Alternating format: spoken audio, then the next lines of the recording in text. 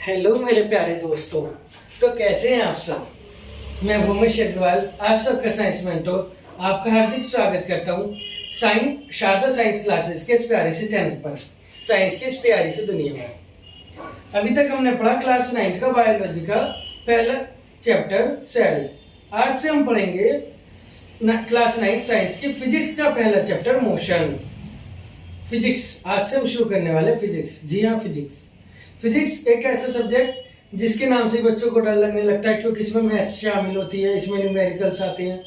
लेकिन अब इससे डरने वाली कोई बात नहीं है। अब फिजिक्स आपके दोस्त की तरह होगी, जिसे आप ढूंढ ढूंढ के क्वेश्चन को सोल्व करोगे पेपर में। कहाँ है फिजिक्स, बहुत आसान हो जाएगी। ठीक है, सबसे पहले तो यही पता हमें होना चाहिए कि फिजिक्स है क्या।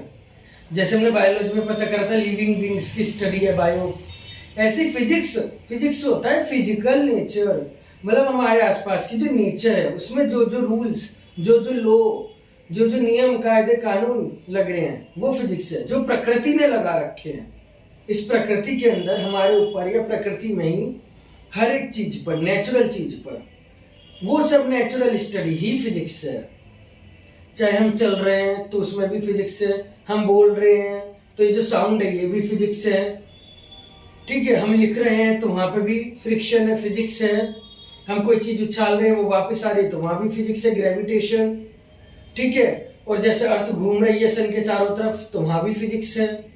तो नेचर में हर जगह कुछ नियम लगे हुए हैं जिस कारण वो कार्य हो रहा है, ठीक वैसे ही जैसे नेचर में चल रहा है।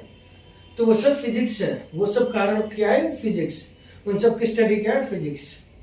ठीक है, तो आज हम फिजिक्स में जो 9th क्लास में हमारा पहला चैप्टर है मोशन, इसके बारे में पढ़ेंगे कि आखिर इसकी फिजिक्स है क्या। मोशन क्या होता है, मोशन मतलब गति, मोशन गति, चलना फिरना। कितनी तेज चल रहे हैं, धीमे चल रहे हैं, भाग रहे हैं, स्पीड किस स्पीड से चल रहे हैं, कितनी दूर गए, कितनी दूर से वापिस आए, कितनी देर में गए आए, ये सब चीजें। हम रुके हुए हैं या हम चल रहे हैं, ये सब चीजें। ठीक है, हमारा एक्सीलरेशन क्या है, एक्सीलरेशन मतलब हमारी स्पीड कितनी स्पीड से बढ़ रही है। एक तो होता है स्पीड जिससे हम चल रहे हैं, एक होता है वो स्पीड कितनी स्पीड से बढ़ रही है। आम भाषा में बोले तो उसे हम कहते हैं एक्सीलरेशन। हम कितना काम कर रहे हैं रोज साइंस की दृष्टि में, फिजिक्स। ठीक है, हमारी एनर्जी, हमारे यहाँ जो बिजली का बिल आ रहा है वो कैसे निकाला जा सकता है, ये सब फिजिक्स है। 9th क्लास में यही सब टॉपिक्स हैं जिनका मैंने जिक्र किया है इस वक्त। तो ये सब आज हम पढ़ने वाले हैं। ठीक है, अब इसमें जो पहला टॉपिक है वो है मोशन, और इसकी अब हम शुरुआत करें। मोशन से पहले हमें रेस्ट पढ़ना पड़ेगा। रेस्ट, मोशन का मतलब गति है, और रेस्ट इसका अपोजिट है, रुका हुआ। जैसे मैं यहाँ खड़ा हूँ, अब मैं इधर उधर कहीं अपने पाँव नहीं हिला रहा, मैं एक ही जगह पर रुका हूँ, तो इसे कहते हैं रेस्ट। ठीक है, और मैं चल के मान लिया आपकी तरफ आ रहा हूँ, कैमरे की तरफ, तो इसे कहते हैं मोशन। ठीक है,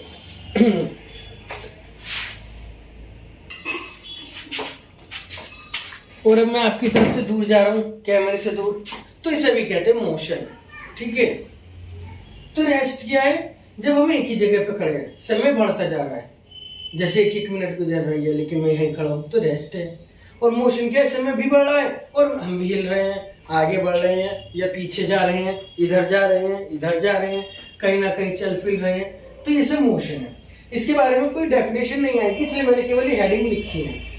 ठीक है, इन्हें समझाने के लिए स्पेस रखा गया इधर की तरफ। मान लिया आप कहीं पर खड़े हैं एक पॉइंट पर, और आप 1 घंटे तक यहीं खड़े हैं, 2 घंटे तक यहीं खड़े हैं, तो इसे रेस्ट कहते हैं। आप मोशन किसे कहते हैं, मान लिया आप ए से चले और बी पर आ गए, तो इसे मोशन कहते हैं, या बी से वापिस ए पे आ गए। ठीक है, लेकिन रेस्ट और मोशन वास्तव में रिलेटिव टर्म है। रिलेटिव क्या होता है, उससे पहले में टॉपिक को समझना पड़ेगा। छोटा सा रेफरेंस पॉइंट, रेफरेंस फ्रेम, इसे रेफरेंस फ्रेम भी कहते हैं, या पॉइंट ऑफ रेफरेंस। अब ये क्या होता है, मान लो यहाँ पे एक ट्रेन है, ठीक है, और ये ट्रेन चल रही है, और इस ट्रेन के अंदर आप बैठे हो यहाँ पर।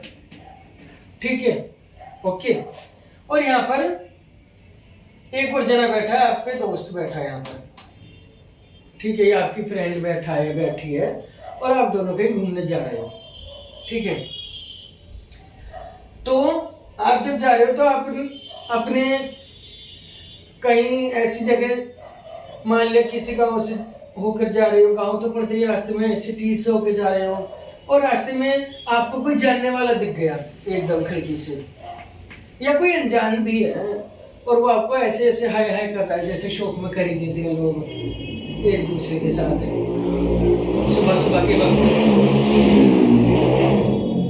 सुबह सुबह के वक्त जा देता है एक दूसरे को ऐसे खिड़की से हाय कर देते हैं लोग, ठीक है। तो मान लिया आपका नाम ए है, इसका नाम बी है, इसका नाम सी है, 3 लोग हैं।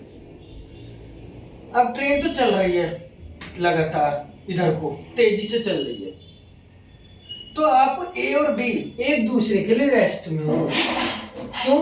क्योंकि आप भी यहीं पे बैठे हो, आप भी यहीं, बी भी यहीं बैठा है, तो आप ए हो अगर, तो आप बी के लिए रेस्ट में हो, और अगर आप बी हो तो ए के लिए रेस्ट में हो, ठीक है। लेकिन जो बाहर खड़ा है सी, ये तीसरा जना जो आपको बाहर से हेलो कर रहा है, हेलो, उसके लिए आप मोशन में हो, ठीक है।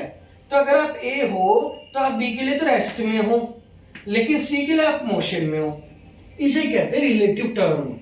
जो रेस्ट और मोशन है रिलेटिव टर्म है। रिलेटिव मतलब हम किसके रिलेशन में देख रहे हैं, हम किसके सापेक्ष देख रहे हैं, हम किसकी दृष्टि से देख रहे हैं, हम किसके एवज में देख रहे हैं, हम किसकी बात करते हुए देख रहे हैं, ठीक है। जैसे हमारी अर्थ है, ठीक है, ये लगातार सन के चारों तरफ घूम रही है इस तरह से, तो हम एक दूसरे के लिए तो रेस्ट में हैं क्योंकि सब अर्थ पे एक साथ हैं, रेस्ट में हैं। लेकिन मान लिया कोई मून पे चला गया है, जैसे मून पे जाते रहते हैं एस्ट्रोनॉट, और वो मून से हमें देख रहा है, तो उसके लिए तो हम मोशन में हैं, क्योंकि उसके लिए तो अर्थ मोशन में है और हम भी मोशन में हैं, ठीक है। तो इसे कहते हैं रिलेटिव टर्म, और इसे कहते हैं रेफरेंस पॉइंट, कि हम किसके रेफरेंस में देख रहे हैं। यहाँ पे रेफरेंस पॉइंट बी था तो ए रेस्ट में है, और रेफरेंस पॉइंट सी को ले लिया तो ए मोशन में है, ठीक है। तो ये एक सिंपल सी टर्म्स थी जो समझनी थी। अब इसके बाद इसमें जो पहली साइंटिफिक टर्म आती है इस चैप्टर में, वो आती है स्केलर एंड वेक्टर। क्या आती है? Scalar and vector, scalar and vector, ठीक है। अब ये स्केलर और वेक्टर क्या होता है? आज से पहले तो आपने कभी नहीं सुना होगा, क्योंकि 9th क्लास की फिजिक्स की नई टर्म्स है स्केलर एंड वेक्टर। अब मान लिया यहाँ पे कोई बंदा है, इसका नाम कुछ भी है, ए है मान लिया, मैं तो हम इंग्लिश लेटर यूज कर लेंगे, जी है अपना, और ये जा रहा है 5 मीटर पर सेकंड की स्पीड से। कहाँ जा रहा है? मान लिया अपने दोस्त के घर जा रहा है, ये चिंटू के, या बी जो इसका दोस्त है बी, इसके घर जा रहा है, ठीक है। तो ये इस स्पीड से जा रहा है, स्पीड है ये इसकी, इस स्पीड से जा रहा है। या फिर अगर ये स्कूटी पर है अपनी, मान लिया 25 मीटर पर सेकंड से जा रहा है, तो ये इसकी स्पीड है। और ये स्पीड, ये जो डिजिट में हमने लिखी है ना, इस चीज को फिजिक्स में कहते हैं मैग्नीट्यूड। मैग्नीट्यूड, ये इसकी स्पीड का मैग्नीट्यूड है। मैग्नीट्यूड मतलब वैल्यू क्या है। जैसे 25 से जा रहा है तो इसका मैग्नीट्यूड हो गया 25। मान लिया कल कोई 15 से जाने लगे तो इसकी स्पीड का मैग्नीट्यूड हो गया 15। मान लिया कल कोई 35 से जाने लगे तो इसकी स्पीड का मैग्नीट्यूड हो गया 35 मीटर पर सेकंड, क्योंकि स्पीड की यूनिट मीटर पर सेकंड होती है, तो ये इसका मैग्नीट्यूड है, ठीक है। तो जब हम किसी चीज की स्पीड बता रहे हैं और केवल मैग्नीट्यूड बता रहे हैं, तो इस चीज को कहते हैं स्केलर क्वांटिटी। क्वांटिटी मतलब फिजिक्स में जैसे स्पीड है, एक्सीलरेशन पढ़ोगे अभी आप, वेलोसिटी पढ़ोगे, डिस्टेंस है, डिस्प्लेसमेंट है, ये सब चीजें फिजिकल क्वांटिटी कहलाती हैं।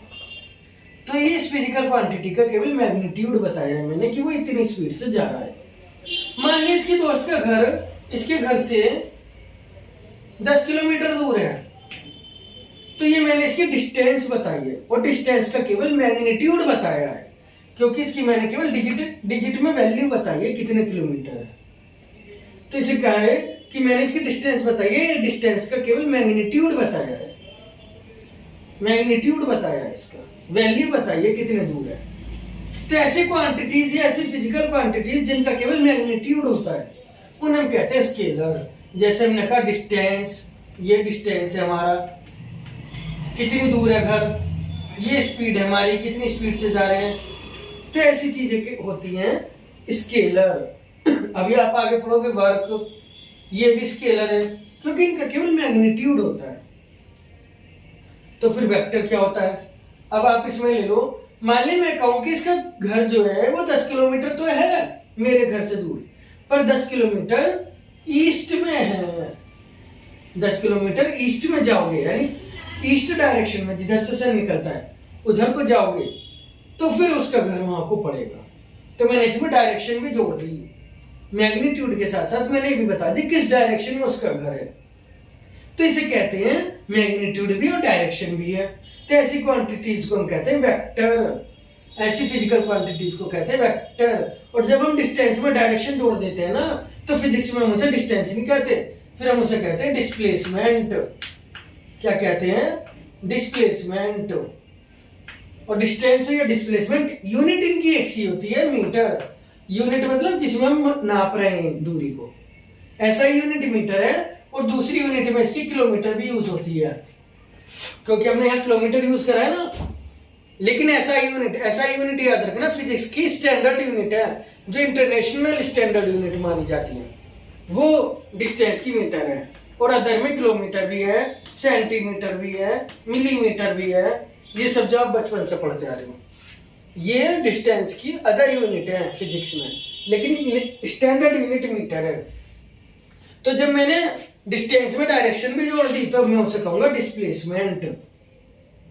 ऐसे स्पीड है, मैंने तो कह दिया कि हम 35 मीटर पर सेकंड से जा रहे हैं, लेकिन अगर मैं इसमें भी ये जोड़ दूं कि मैं 35 मीटर पर सेकंड से ईस्ट में जा रहा हूं उसके घर, क्योंकि उसका घर ईस्ट में है, तो मैं इस फिजिकल क्वांटिटी को कहूंगा वेलोसिटी। क्या कहूंगा?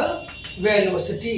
और यूनिट इसकी भी मीटर पर सेकंड ही होगी, क्योंकि फिजिक्स यूनिट एक सी होती है इनकी, और ये स्टैंडर्ड यूनिट है। जबकि दूसरी यूनिट किलोमीटर पर आवर, ये किलोमीटर है, एच मतलब आवर, कि कितने किलोमीटर पर घंटा की स्पीड से चल रहे हैं।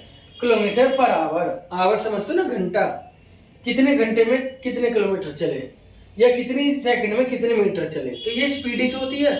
इसमें डायरेक्शन भी जोड़ दी, तो हमने इसे फिजिक्स में नया नाम दे दिया वेलोसिटी। तो ये वेक्टर क्वांटिटी है जिसमें हमने डायरेक्शन भी बता दी। ठीक है, ये यहाँ पे लिखा है, इसमें मैग्नीट्यूड होता है स्केलर में केवल, यानी एक डिजिट में वैल्यू होगी, न्यूमेरिकल वैल्यू, जबकि वेक्टर में मैग्नीट्यूड के साथ डायरेक्शन भी होगी। ठीक है, स्केलर का केवल मैग्नीट्यूड चेंज होता है, क्योंकि जब उसके पास केवल मैग्नीट्यूड है तो मैग्नीट्यूड ही तो चेंज होगा। और it changes with change in magnitude और चेंज इन डायरेक्शन। वेक्टर में मैग्नीट्यूड भी चेंज होता है, डायरेक्शन भी चेंज हो सकती है, दोनों भी चेंज हो सकती है। जैसे पहले मैं ईस्ट में जा रहा था, मान लो मैं वेस्ट में जाने लगूं, तो मेरी वेलोसिटी चेंज हो जाएगी, भले ही स्पीड 10 ही हो। कहने का मतलब ये है, इस पॉइंट को मैं समझा रहा हूं कि मैग्नीट्यूड और डायरेक्शन दोनों में चेंज हो सकता है। इसका मतलब क्या है? इसका मतलब ये है कि मैं पहले 35 मीटर पर सेकंड से ईस्ट में जा रहा था, तो मेरी वेलोसिटी थी 35 मीटर पर सेकंड ईस्ट। लेकिन अब मैं कह दूं नहीं जी, मैं तो नॉर्थ में जा रहा हूं 35 मीटर पर सेकंड नॉर्थ में, तो मेरी वेलोसिटी बदल गई। अब मेरी वेलोसिटी 35 मीटर पर सेकंड नॉर्थ है, जबकि स्पीड मेरी वही है 35 मीटर पर सेकंड। स्पीड में कोई चेंज नहीं हुआ, क्योंकि मैंने स्पीड को घटाया बढ़ाया नहीं, लेकिन मैंने डायरेक्शन को चेंज करके अपनी वेलोसिटी चेंज कर ली। और अगर मैं स्पीड भी चेंज कर दूं, मैं कह दूं मैं तो 36 से जा रहा हूं, तो फिर मेरी स्पीड भी चेंज हो गई, मेरी वेलोसिटी भी चेंज हो गई। तो इस तरह से स्पीड तो केवल मैग्नीट्यूड चेंज होने पे चेंज होती है, और वेलोसिटी में डायरेक्शन चेंज होने पे भी चेंज होती है, मैग्नीट्यूड चेंज होने पे भी चेंज होती है, दोनों की चेंज होने पे भी चेंज होती है, दोनों में से किसी एक की चेंज होने पे भी चेंज होती है। तो ऐसी क्वांटिटीज को कहते हैं वेक्टर क्वांटिटीज। ठीक है, और इनके एग्जांपल लिखे गए। इसका डिस्टेंस स्पीड वर्क है स्केलर का, जो आप इस क्लास में पढ़ोगे, और वेक्टर का डिस्प्लेसमेंट, वेलोसिटी, फोर्स, एक्सीलरेशन, और भी आएंगे। इस समय मैंने 3-4 बताए हैं। ठीक है, तो एक बार आप इसको अच्छे से समझ लो कि स्केलर और वेक्टर में अंतर क्या है। अभी मैं इसको और अच्छे से समझा देता हूं आपको थोड़ा सा, क्योंकि फिजिक्स में समझना ही मेन है, इन पे क्वेश्चन आंसर नहीं आएंगे, मेन समझने का ही है खेल। कि भाई मैं पहले मान लिया, असल में मैप में ऊपर नॉर्थ माना जाता है, नीचे साउथ, इधर ईस्ट, इधर वेस्ट। ठीक है, ये ज्योग्राफी में पढ़ाते हैं। मैं मान लिया पहले नॉर्थ में जा रहा हूं 5 किलोमीटर, और फिर मैं ईस्ट में आ गया हूं, चलो इसे 4 किलोमीटर कर लेते हैं, ठीक है। और फिर मैं ईस्ट में आ गया हूं 3 किलोमीटर, ठीक है। पहले मैं नॉर्थ में गया 4 किलोमीटर और फिर ईस्ट में आ गया 3। तो मैंने डिस्टेंस कितनी कर ली? 4 और 3 7 किलोमीटर मेरी डिस्टेंस हो गई। क्या हो गई? डिस्टेंस मेरी 4 और 3 हो गई 7 किलोमीटर। यहां मैंने कोई डायरेक्शन का जिक्र तो नहीं किया, तो इसे कहते हैं स्केलर क्वांटिटी। लेकिन अब मुझसे कोई डिस्प्लेसमेंट पूछने लगे तो अभी मैं डिस्प्लेसमेंट आगे बताऊंगा। डिस्प्लेसमेंट इनके बीच की दूरी निकाली जाती है, जहां से चले थे और जहां पहुंचे उनके बीच की सबसे छोटी दूरी क्या है, उनके बीच का शॉर्टकट क्या है, आम भाषा में बोला जाए तो उनके बीच की शॉर्टेस्ट डिस्टेंस क्या है।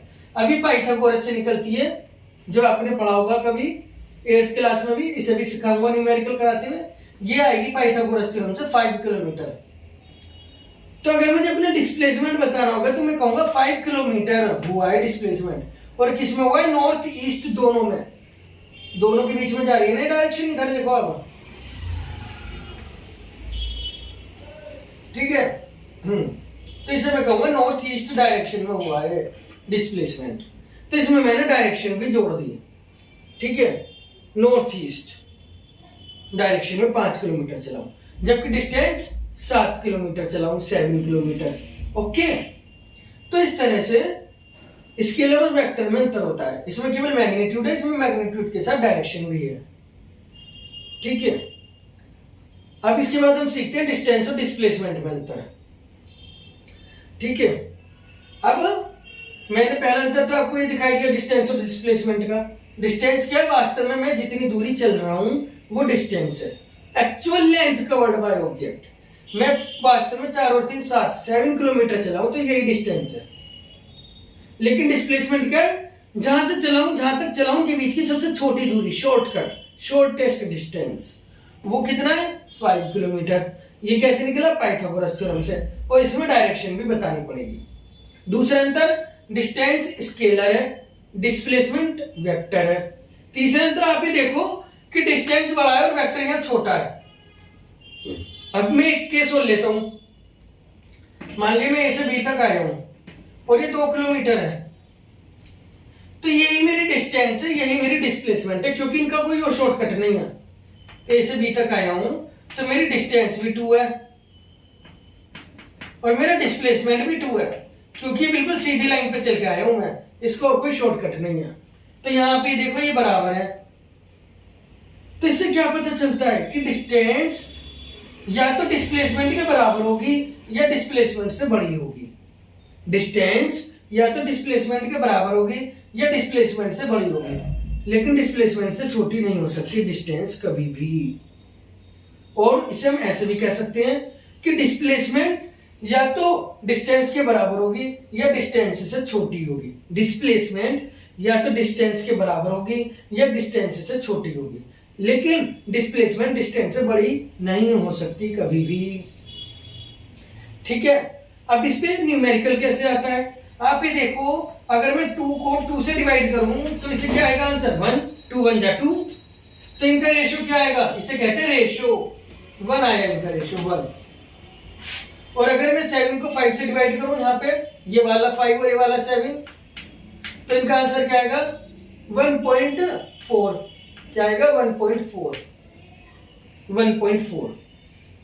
मैंने यहाँ किसे ऊपर रखा है? डिस्टेंस को, डिस्प्लेसमेंट को नीचे। यहाँ भी डिस्टेंस ऊपर, डिस्प्लेसमेंट नीचे।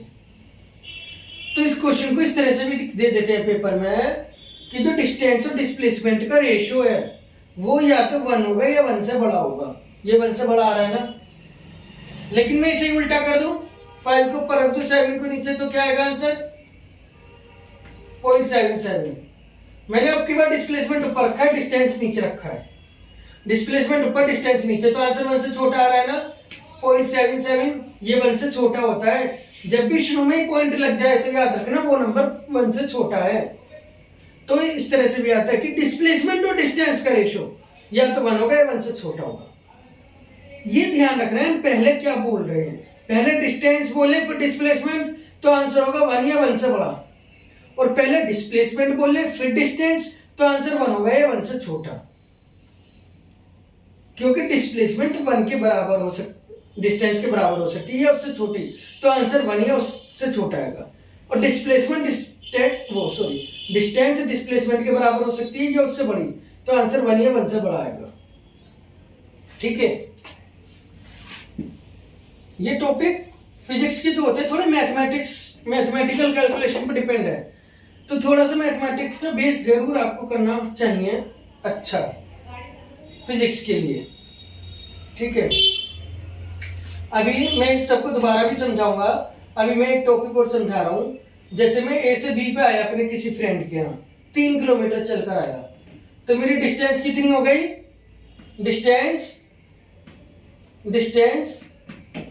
मेरी डिस्टेंस हो गई 3। और मान लिया मैं यहां से वापस यहाँ पे सी पे आ गया हूं 1 किलोमीटर पीछे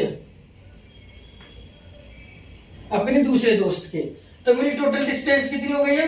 4 किलोमीटर हो गई। ठीक है, और मान लिया मैं वापस घर पे आ गया हूं अब, तो मेरी डिस्टेंस कितनी हो गई है? 6 किलोमीटर हो गई। ठीक है, अब देखो डिस्प्लेसमेंट, मैं ए से बी पर आया, सीधी लाइन में आया हूं, तो मेरी डिस्प्लेसमेंट 3 हो गई। अब मैं बी से वापस सी पे आया हूं, तो याद रखना क्योंकि डिस्प्लेसमेंट में डायरेक्शन मैटर करती है, और मैं जिस डायरेक्शन में चला था उसके अपोजिट चल रहा हूं अब, तो तुम प्लस में 1 नहीं लिखोगे, प्लस में -1 लिखोगे। प्लस में क्या लिखोगे? -1। क्यों? क्योंकि जिस दिशा में पहले चला था अब उसके अपोजिट आ रहा हूं सी पे, तो -1 रखोगे, -1। तो इस तरह से 3 - 1 2 किलोमीटर हो गया ये डिस्प्लेसमेंट। तो इसे कहते हैं कि डिस्प्लेसमेंट डायरेक्शन से इफेक्टेड होती है, डिस्प्लेसमेंट डायरेक्शन पर डिपेंड करती है। अगर मैं वापस अपने यहीं पे आ जाऊं तो इस 2 में से मैं वापस 2 किलोमीटर और माइनस में आ गया हूं। ठीक है, तो इस 2 में से -2 को फिर से ऐड कर दो, तो आंसर हो जाएगा 0। यानी मैं जहां से चला वहीं पे आ गया हूं, तो डिस्प्लेसमेंट 0 हो जाएगी। जब हम जहां से चले वहीं पे पहुंच जाते हैं तो डिस्प्लेसमेंट 0 हो जाती है। तो इससे क्या पता चलता है कि डिस्टेंस तो हमेशा बढ़ रही है, पहले 3 थी, फिर 4 हुई, फिर 6 हुई, हमेशा पॉजिटिव है। लेकिन डिस्प्लेसमेंट घट भी सकती है और 0 भी हो सकती है, और तो इसके बाद नेगेटिव भी जा सकती है। जैसे मान लिया मैं अब अपने घर से थोड़ा पीछे की तरफ आ जाऊं, डी पे किसी और दोस्त के यहाँ, और ये भी 1 किलोमीटर दूरी पर है, तो डिस्टेंस तो मेरी अगेन बढ़ जाएगी, 6 + 1 7 हो जाएगी। ठीक है, क्योंकि मैं 1 किलोमीटर और चल लिया हूं। लेकिन डिस्प्लेसमेंट मेरी अगेन माइनस में ही जाएगी, क्योंकि मैं अपने जहां से चला था उसके अपोजिट डायरेक्शन में जा रहा हूं अब भी, तो हो जाएगी -1। तो डिस्प्लेसमेंट नेगेटिव भी हो सकती है। ठीक है, तो डिस्टेंस हमेशा पॉजिटिव है, बढ़ती जाती है। डिस्प्लेसमेंट पॉजिटिव, 0, नेगेटिव कुछ भी हो सकती है, बढ़ भी सकती है, घट भी सकती है, 0 भी हो सकती है। तो इस तरह से डिस्प्लेसमेंट एक वेक्टर क्वांटिटी है, क्योंकि ये डायरेक्शन पे डिपेंड कर रही है। डायरेक्शन बदलने पे इसकी मैग्नीट्यूड का साइन बदल रहा है। जैसे आप मैथ्स में पढ़ते हो ना, प्लस और माइनस, कुछ टर्म्स माइनस में आ जाती है, ऐसे ही डिस्प्लेसमेंट माइनस में हो सकता है, नेगेटिव हो सकता है। ठीक है, मैंने इनके डिफरेंस को टैबलेट भी किया है, मैं आपको दिखा देता हूँ, 1 सेकंड कीजिए। देखिए यहाँ पे मैंने डिस्टेंस और डिस्प्लेसमेंट के अंतर को टैबलेट भी किया। टैबलेट मतलब टेबल बना के लिखा है। It is actual length of path covered by object. Distance वास्तव में जितनी दूरी चली है। Displacement shortest distance between initial and final point. Pythagoras theorem से जनरली से निकाला जाता है, वो मैं सिखाऊंगा आपको। डिस्टेंस हमेशा पॉजिटिव में बढ़ती जाती है। डिस्प्लेसमेंट पॉजिटिव, नेगेटिव, 0 कुछ भी हो सकती है। डिस्टेंस या तो डिस्प्लेसमेंट के बराबर होगी या उससे बड़ी होगी, इक्वल टू और ग्रेटर देन डिस्प्लेसमेंट। और डिस्प्लेसमेंट या तो डिस्टेंस के बराबर होगी या उससे छोटी होगी, इक्वल टू और less than distance. Distance scalar है, डिस्प्लेसमेंट वेक्टर है। एक और चीज लिख लो, अगर यहाँ पे रेशियो की बात करें तो मैं डिस्टेंस को अगर ऊपर रखूंगा तो रेशियो 1 आएगा, या फिर रेशियो ग्रेटर देन 1 आएगा, 1 से बड़ा आएगा।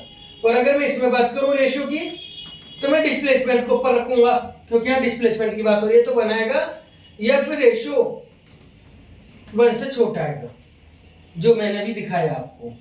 कि मान लिया मैं ऐसे 4 चला और ऐसे 3 चला, तो मैं वास्तव में डिस्प्लेसमेंट 5 चला हूं पाइथागोरस से, ठीक है।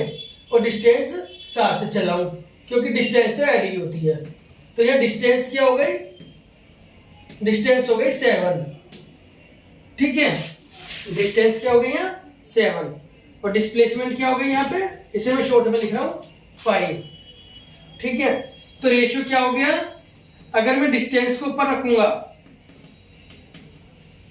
और डिस्प्लेसमेंट को नीचे रखूंगा तो 7/5 यानी 1.4।